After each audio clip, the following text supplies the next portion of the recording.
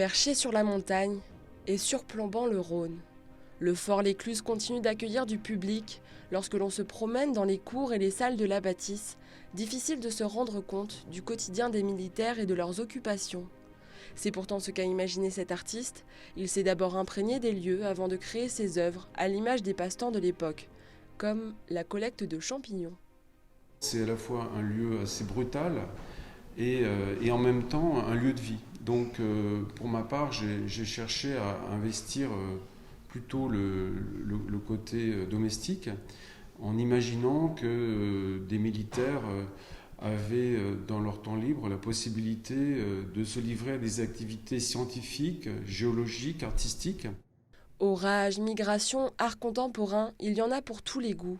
Plusieurs expositions sont proposées, dont une plutôt immersive.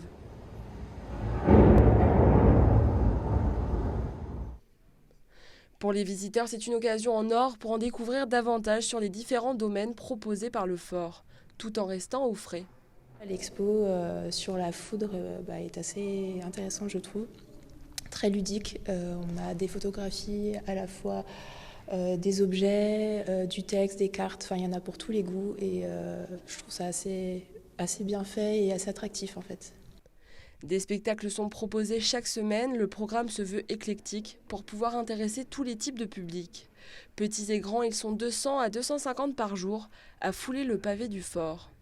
C'est un lieu dédié aux familles puisqu'il est très diversifié dans l'offre proposée, puisqu'on peut visiter donc le fort, apprendre l'histoire locale, mais aussi profiter des expositions d'art contemporain qui sont proposées, d'expositions sur la faune et la flore présentes sur le site, sur les orages, et aussi profiter de toutes les activités de plein air qui sont proposées avec la Via Ferrata ou le parcours aventure. La saison estivale se termine le 18 septembre prochain. En attendant, plusieurs rencontres entre les artistes et le public sont organisées.